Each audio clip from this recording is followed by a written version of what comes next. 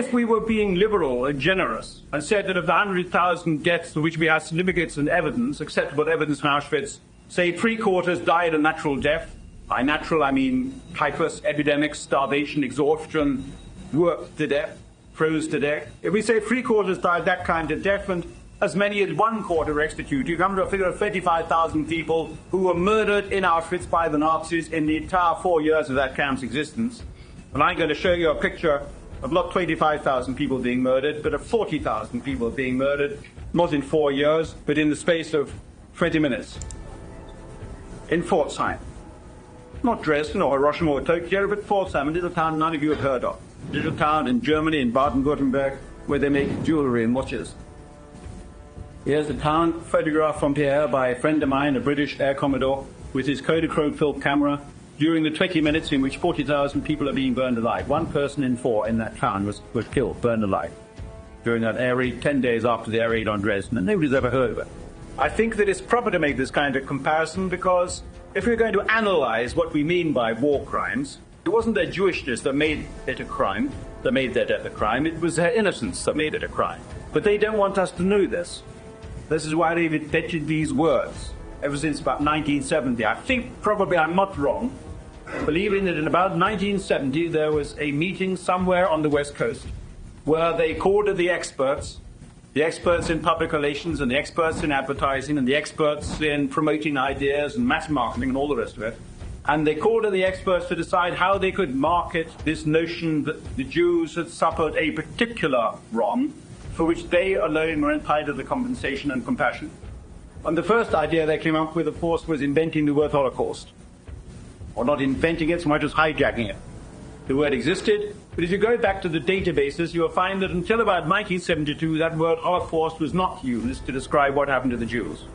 It's extraordinary. Looking back on it now, we see that word's been used ever since the 19th century to describe what. But it isn't. It's a word that's only come to use that exclusively since about 1972. And I'm sure that if somebody wanted to have an interesting PhD dissertation, he could actually do a piece of etymological research on the use of that word to mean just that and try and pinpoint when it first emerged, when it was born, that notion. That's the first word to look for. The second word to look for is a phrase, really. It's Holocaust denier. This came out about 10 or 15 years later. When the revisionists started questioning the Holocaust phrase that had emerged in 1970, you notice the capital H that it has? You notice the word the that goes in front of it, the Holocaust. It's the only one, it's unique. It's very important that concepts will be established for reasons of high finance and for reasons of national strategy. Only the Holocaust with a capital H because it is marketed like any other product, like Tylenol with a capital T. It's in a package, and you mustn't open it. If anybody opens the package that's being offered, then he is a criminal. He is committing some kind of blasphemy, and he is worthy of the nation's contempt, and he must be fined $22,000 here, thrown into prison there, or whatever else. It's being marketed.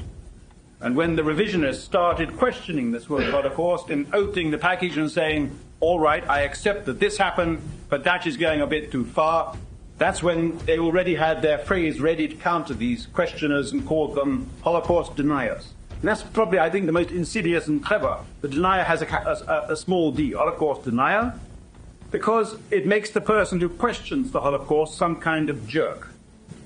You've all seen on television the bulldozers and the emaciated corpses. And invariably I found that when my name is mentioned on television and an interviewer says, as he said on radio this morning, Mr. Irving denies that the Holocaust took place. If it happens on the television, simultaneously they show the old newsreel films of bulldozers pushing bodies into fits. So that the instant knee-jerk reaction of the viewer is, well, how can some person say this never happened when we've seen the evidence of our own eyes? Holocaust denier. We don't deny the Holocaust, whatever it was. We question what is meant by that word. And having established what they mean by that word, we question whether they're entitled to all their beliefs, as far as that legend is concerned. We're skeptics. And you never hear us called skeptics. It's always deniers. And the third word to look for in this marketing campaign is genocide, as I mentioned earlier. It's very important that the crime that was committed against them is genocide and nothing else. If it was to be enlarged, to embrace the concept which I propose, namely the innocence of a person who inflicts a crime and not their Jewishness. It's not their race, in my view, that makes it a crime, but their innocence. If the crime became innocenticide, a word which I would invent, killing of innocent people, that wouldn't suit the Jews at all. So they have got in there first by promoting the notion of genocide, being the crime against humanity, and you hear that word promoted again and again, or whatever excuse, most recently in court, of course, in connection with Bosnia and Rwanda. They trot out that word, they say it was genocide in Bosnia, just like the Holocaust. It was genocide in Rwanda, just like the Holocaust. And you have to take your hats off to these people, because they are very clever about the way they keep on bringing it back to their own case. Because, of course, if the notion of innocenticide was to be adopted, they would lose out massively. If it was the innocence of the victims that made it the offence and not the Jewishness, then there's all sorts of claimants would come forward. The people who suffered in Coventry, the Japanese Americans who suffered in the American concentration camps in 1941, the Australian soldiers who suffered building the Burma Railroad to the Japanese, the citizens of Tokyo or Hiroshima or Nagasaki. All these people could come forward and say, I was burned alive, I lost my entire family, I have suffered, I demand compensation. This would dilute the pot of gold which is available to compensate for crimes committed in times of war. And so the concept is focused very narrowly on those who can claim to have suffered genocide.